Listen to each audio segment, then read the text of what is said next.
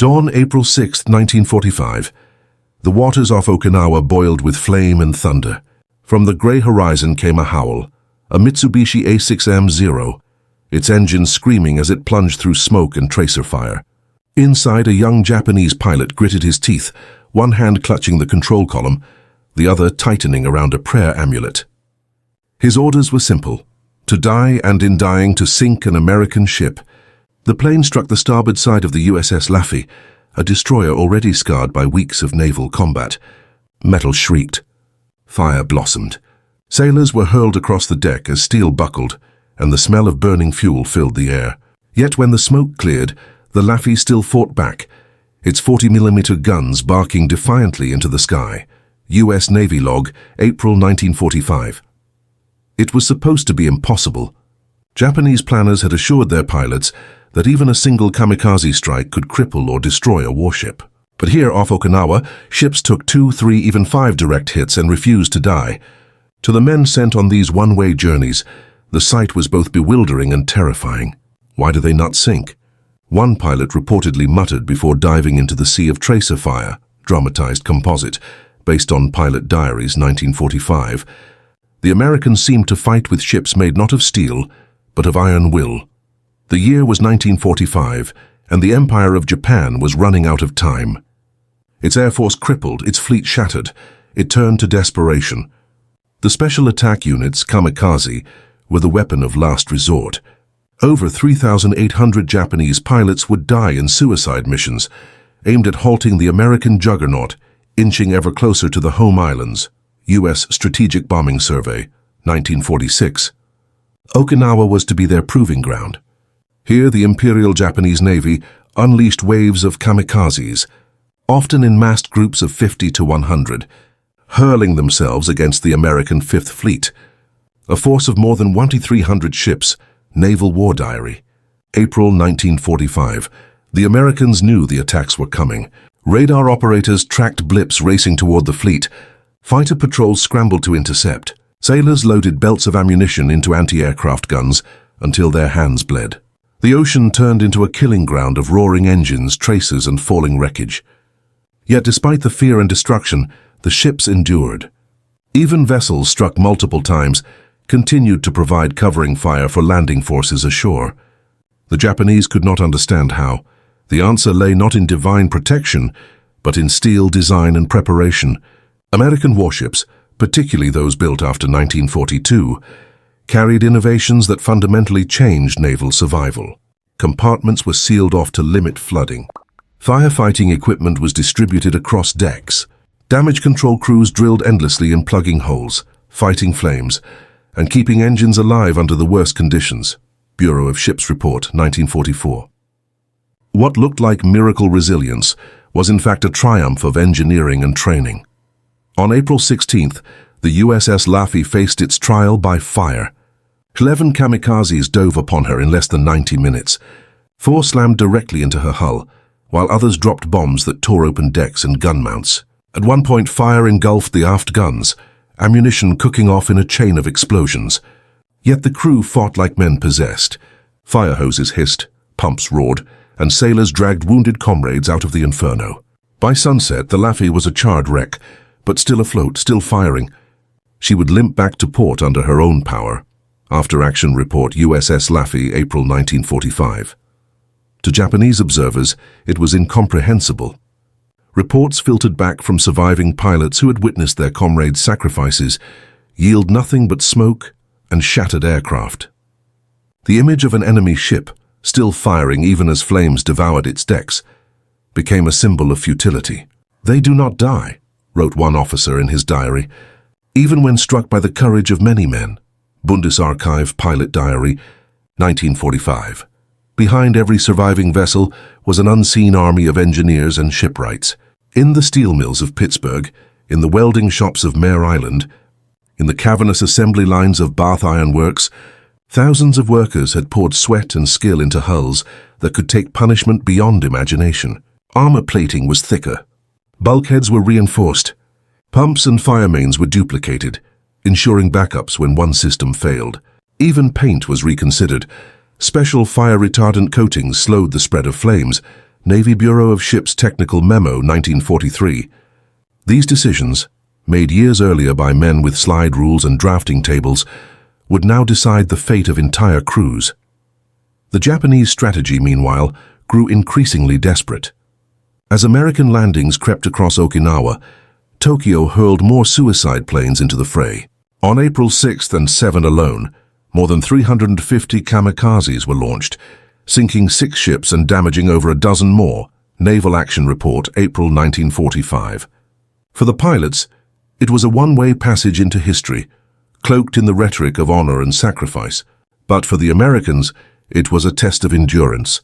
Would the fleet bend? Would morale collapse under the constant threat of fire from the sky? The answer came in the thunder of flak, in the sight of battered ships still holding formation, and in the quiet efficiency of sailors patching holes at sea.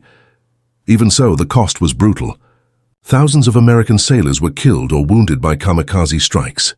The decks of carriers like the USS Bunker Hill became morgues of twisted steel and burned bodies after direct hits. U.S. Navy Casualty List, May 1945. Survivors carried the scars, burns, shattered limbs, haunted eyes, and yet the ships returned, repaired, and rejoined the fight. Each resurrection shocked Japanese intelligence officers who could not reconcile the losses inflicted with the reality of American persistence. One captured pilot admitted under interrogation, "We thought one plane, one ship, but their ships, they will not die." U.S. Interrogation Report, June 1945. By June 1945, Okinawa was secure, and the fleet, though battered, remained an unbroken wall of steel. The kamikaze had bloodied the Americans, but they had not stopped them. In Tokyo, strategists wrestled with despair. Their final weapon had failed to deliver the decisive blow. The Americans were coming, and nothing, not even sacrifice on a scale the world had never seen, could halt them. What the Japanese pilots could not yet know was the true secret behind this resilience. It was not luck. It was not divine favor. It was a hidden advantage of engineering, organization, and innovation, an advantage that turned ships into fortresses and men into living embodiments of endurance. In the next phase of the story, the curtain will be pulled back. The details of steel thickness, fire mains, compartmentalization, and the quiet genius of naval architects will be revealed. For the pilots who gave their lives, it was a mystery. For us, it is the key to understanding why the American fleet seemed immortal. And so the scene closes on the smoke-stained waters of Okinawa. Kamikazes plunge, ships burn, men fight and die.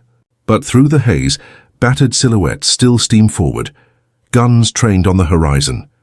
A question hangs heavy in the air, a question that haunted every Japanese pilot who aimed his plane at an American warship. What hidden force kept these ships alive? April 1945. In the archives of the Bureau of Ships, engineers pored over reports streaming back from the Pacific. Diagrams marked with jagged holes, scorched plating, twisted gun mounts, yet beside them, equally precise notes. Ship afloat, engines operational, guns returning fire. Bureau of Ships Damage Report, April 1945. The secret behind the American fleet's resilience was not mystery. It was science, design, and discipline, forged in the industrial heartlands of the United States. Years before the first kamikaze ever took flight, the United States Navy of 1945 was the product of a revolution in warship construction. In the interwar years, naval architects like William Francis Gibbs and Admiral Samuel M. Robinson had pushed forward designs emphasizing compartmentalization, redundancy, and survivability. A destroyer like USS Laffey contained hundreds of watertight compartments, each isolated by steel doors. A single hit could gut one section, yet leave propulsion and weapons untouched. A carrier like USS Bunker Hill carried dual fire mains, twin power plants, and multiple pumping stations to fight fires and flooding from any angle. Technical Manual TM 9294, 1943. This was not luck. It was foresight. For kamikaze pilots, the illusion of fragility was shattered on first contact. The Mitsubishi A6M0 carried a 250-kilogram bomb beneath its fuselage, capable of ripping open steel decks. Striking at speeds of 350 to 400 meters, the combined force of plane and bomb could carve holes 20 feet wide. spewing molten steel and fire through compartments. Japanese Army Air Technical Report, 1944. And yet, American crews were trained for this. Drills drilled deeper than instinct. Within seconds of impact, sailors sealed hatches, activated pumps, and began counter-flooding to stabilize the ship's balance. Fire hoses unfurled, foam sprayers hissed, and teams rotated seamlessly between gunnery and firefighting duties. Every man is a firefighter first, the manuals declared. U.S. Navy Damage Control Handbook, 1943. The engineering advantage was complemented by sheer numbers. In 1944 alone, the United States launched over 1,000 new warships, destroyers, escorts, carriers, and support vessels, rolling out from the great yards at Newport News, Brooklyn, and the Kaiser shipyards of California. War Production Board Report. 1945. Every hull was a bulwark against attrition. Japan could expend precious pilots in kamikaze runs, but the flow of American replacements ensured the line of steel across the Pacific never faltered. This industrial tide, invisible to those in the cockpit, determined the fate of empires. One battle would demonstrate the full force of these advantages: the assault on USS Bunker Hill, May 11, 1945. Dawn over the Philippine Sea. The Essex-class carrier was at general quarters, aircraft being fueled and armed for strikes against Okinawa. At 10:04 a.m., radar picked up two fast-moving blips. Within minutes, two Japanese Zeros broke through the combat air patrol, descending almost vertically. The first slammed into the flight deck near the island, its bomb detonating with ferocious violence. A fireball engulfed planes loaded with gasoline, setting off a chain of explosions. Before damage crews could respond, the second Zero plowed into the aft flight deck, igniting yet more aircraft. In seconds, the Bunker Hill became an inferno. U.S. Navy Action Report, May 1945. Chaos reigned. Ammunition cooked off in deadly bursts. Aviation fuel cascaded across the deck like a river of flame. Below, sailors suffocated as smoke invaded compartments. Yet, amid the terror, discipline held. Fire teams swarmed the deck with hoses, dragging bodies clear while foam choked the blaze. Below decks, engineers fought to keep power flowing to pumps and turrets. Captain George Seitz, himself wounded, refused to abandon ship. By nightfall, though 389 sailors were dead and 264 wounded, the carrier remained afloat, its engines intact, its guns still able to fire. Casualty report USS Bunker Hill, 1945. For Japanese observers, this was the breaking point. Two pilots had sacrificed themselves in perfect strikes, hitting with fuel-laden precision. Any Japanese carrier would have been lost. Yet the Bunker Hill endured. Post-war interrogation of surviving officers confirmed the disbelief. It was as if we struck mountains. Their ships burned, but they did not sink. Dramatized composite, based on U.S. Strategic Bombing Survey interviews, 1946. American resilience was not divine protection, but the culmination of design philosophy, industrial scale, and relentless training. The technical deep dive reveals why. Essex-class carriers displaced over 27,000 tons, with armor up to 4 inches on the hangar deck. Flight decks were designed to absorb shock and redirect blast upward, rather than inward. Pumps could move 14,000 gallons of seawater per minute to douse flames. Foam generators created a suffocating blanket over aviation fuel, cutting oxygen within moments. Bureau of Ships Firefighting Circular, 1944. Destroyers like the Laffey, though far smaller, used reinforced decks and rapid damage control response to survive up to 4 kamikaze hits. Even ammunition stowage was armored, reducing the chance of catastrophic explosions. Every rivet, every weld, every pump represented the foresight of engineers who had imagined the worst and prepared for it. Equally vital was the human element. American sailors drilled endlessly, practicing scenarios of fire, flood, and explosion. In some cases, 80% of a crew might be casualties, yet survivors kept the vessel afloat. These men became extensions of their ships, their bodies acting as the final layer of armor. Accounts from kamikaze strikes reveal sailors operating deck guns, even as flames consumed their uniforms, refusing to leave their posts until relief arrived. After-action testimony USS Laffey, 1945. This discipline magnified the power of engineering, transforming survival from chance into expectation. On the Japanese side, the calculus of kamikaze operations became increasingly grim. The Navy's first air fleet reported kill ratios of one ship sunk per 50-60 kamikaze planes by late spring of 1945. Imperial Japanese Navy records, May 1945. For each destroyer or transport lost, dozens of pilots perished in flames. The math was unsustainable. Allied intelligence, analyzing debris and strike results, concluded that while kamikazes inflicted serious casualties, they could not stop the advance. U.S. Strategic Analysis Report, June 1945. The gamble of sacrificing a generation of pilots had failed against the cold steel of American design. Factories across the United States absorbed the lessons immediately. Production shifted to add more anti-aircraft batteries, reinforce flight decks, and ship additional firefighting gear. Inventors like Charles F. Kettering at General Motors worked on improved foam systems, while teams at Bethlehem Steel tested new alloys to withstand explosive shock. The collaboration of laborers, engineers, and naval officers created a feedback loop. Every kamikaze hit studied, every weakness patched in the next hull. Technical Evaluation Report 1945. This living process of adaptation meant the fleet grew stronger, not weaker, with each attack. The drama of Okinawa's seas thus unfolded on two levels: the fury of kamikaze dives and the quiet genius of industrial America. To the pilots diving in flames, the Americans seemed protected by unseen armor. To historians, the truth is clearer. Their protection came from foresight, resources, and a doctrine of survival that valued every sailor's life. When one ship burned, another arrived. When one deck collapsed, repairs began before the smoke cleared. The fleet was not immortal, but it was inexhaustible. And so, by the time Japan prepared its final desperate strikes, the question was no longer whether the Americans could be stopped. It was how long they would endure the storm. The kamikazes would keep coming, wave after wave, but the steel wall would hold.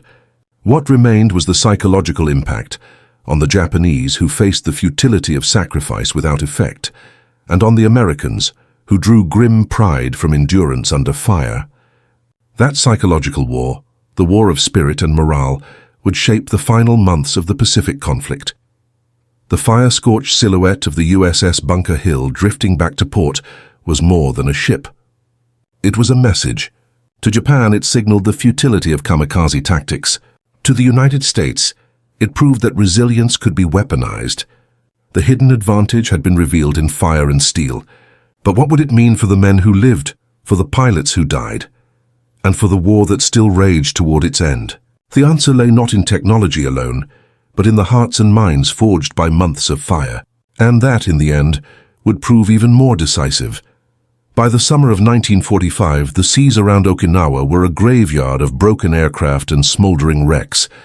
More than 1,500 kamikaze sorties had been launched in the campaign, sinking 36 Allied ships and damaging nearly 400 more, U.S. Strategic Bombing Survey 1946. Yet the American fleet remained, scarred, battered and bleeding, but present. Its carriers still flying sorties, its destroyers still screening transports, its battleships still pounding Japanese shore positions with unrelenting fury. To Japanese commanders, the outcome was devastating. They had wagered their last hope on human sacrifice, and the return was only ashes. The strategic impact of this resilience was enormous. The Allies had feared kamikaze tactics in the early days, uncertain whether mass suicide attacks could shatter fleet formations. But as the campaign wore on, confidence grew. Commanders like Admiral Raymond Spruance and Admiral Chester Nimitz saw that their ships, though vulnerable, could absorb staggering punishment and continue fighting. The logistical machine behind them, fleet oilers, repair ships, and floating dry docks, meant even heavily damaged vessels returned to service within weeks. Pacific Fleet Service Squadron Report 1945. What Japan had imagined as a decisive trump card became another battle of attrition. One America was uniquely equipped to win. The psychological toll on Japan's side was crushing. Diaries recovered from kamikaze training bases reveal an undercurrent of despair. Young pilots, many barely 20, were told their sacrifice would sink mighty carriers and turn the tide. But rumors filtered back that ships struck again and again refused to go under. "We are told they are invincible," one pilot wrote before his final sortie, And yet we must fly, based on Toko Pilot Diaries, 1945.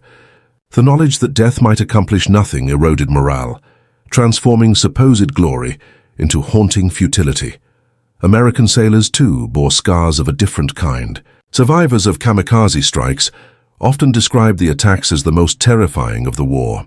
A shell could be dodged, a torpedo evaded, but a man steering his plane directly into you with no thought of survival was a force beyond reason. Fire consumed decks, comrades were incinerated beside them, yet out of this horror came a grim pride. Damage control teams took pride in resurrecting their ships. Gun crews remembered hitting incoming planes, even as their own decks burned beneath them. "We would not let them win," one sailor later recalled. U.S. Navy Oral History Project, 1965. For many, endurance became as much a weapon as their guns. Behind this human resilience lay the quiet persistence of industry and engineering. The Navy's Bureau of Ships maintained an unbroken chain of analysis and adaptation. Every kamikaze hit was documented. Metallurgists examined twisted plating. Firefighting experts tested new foams. Designers strengthened decks in future builds. The war at sea became a laboratory of survival, in which engineers like Rear Admiral Edward Cochrane, chief of the Bureau, transformed battlefield tragedy into technical evolution. Bureau of Ships War Report, 1946. Thousands of anonymous welders, riveters, and machinists across America contributed their skill, ensuring ships could be not just built, but rebuilt again and again. The lessons of kamikaze warfare rippled far beyond Okinawa. Strategically, they confirmed the supremacy of industrial endurance over sacrificial tactics. Psychologically, they revealed that courage alone could not substitute for systemic preparation. In post-war interrogations, Japanese officers admitted their despair. "We gave the lives of our finest youth," one said, "and they could not even stop a single invasion." U.S. Interrogation Report, September 1945. The Americans, meanwhile, absorbed the doctrine of damage control into their very identity. Every sailor would be trained as a firefighter. Every ship would be built with redundancy. In the Cold War to come, this ethos of survivability would shape nuclear-era fleets, hardened against fire, blast, and radiation. The human cost of Okinawa's resilience, however, cannot be measured in tonnage or steel. On ships like the USS Laffey and USS Bunker Hill, hundreds died holding the line. Survivors carried burns, missing limbs, and memories of friends lost in flame. For kamikaze pilots, the cost was their very generation. Thousands of young men were consumed in firestorms that did not halt the American tide. Their sacrifice became a national tragedy, mourned even as it was once celebrated. Both sides learned that in modern war, death without effect is not heroism but waste.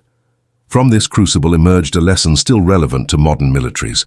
Survivability, not sheer firepower, proved decisive. The Americans had not built ships to be invincible. They had built them to be repairable, to endure, to rise from fire and keep fighting. In later wars, from Korea to Vietnam to the Persian Gulf, the ethos of damage control and redundancy saved countless lives. The lineage of compartmentalization, firefighting drills, and rapid repair can be traced back to the smoke of Okinawa, where kamikazes taught America the value of resilience. For Japan, the legacy was sobering. The kamikaze program remains one of history's starkest reminders of desperation in the face of industrial imbalance. Brave pilots, inspired by notions of honor, were consumed by a strategy that could not overcome steel, numbers, and discipline. Their sacrifice, though remembered, was futile in altering the war's course. In the post-war years, Japan would turn away from militarism, embracing technology and industry not for destruction, but for reconstruction. And for the men who lived through it, the memory never faded. Sailors who stood on burning decks could recall decades later the sound of engines diving through smoke, the impact of steel against steel, the moment of silence before the fires erupted. Kamikaze survivors spoke with awe not only of their own survival, but of their ship's uncanny ability to stay afloat. "It was as if the ship itself fought to live," one crewman said in reflection. U.S. Naval Institute Proceedings, 1967. Such words carried the truth. The ship and its crew were one, bound in resilience. As the Pacific War reached its crescendo with the atomic bombings of Hiroshima and Nagasaki, the kamikaze faded into history. But the lessons endured. In war, sacrifice without effect is tragedy. Preparation, resilience, and endurance decide victory. The American fleet at Okinawa proved that ships could become fortresses, and men could become the sinews that held them together. It was not divine favor that kept those vessels afloat. It was human ingenuity, industrial might, and the will to fight through fire. The final reports of the U.S. Strategic Bombing Survey concluded with cold clarity. The suicide attacks, though ferocious, were strategically ineffective. American ships, though damaged, were not defeated. U.S. Strategic Bombing Survey, 1946. In that sentence lies the legacy of Okinawa's seas, a battle not only of courage but of survival itself. And so the story closes on a cinematic image. The Pacific horizon, blackened with smoke, lit by the glow of burning planes. Kamikazes fall, ships burn, men fight through hell. Yet in the end, American silhouettes emerge from the haze, still steaming forward, still armed, still alive. A dramatized voice from a Japanese pilot diary whispers across time, "We struck them with our lives, but they would not die." In modern war, it was not sacrifice that shaped history, but survival.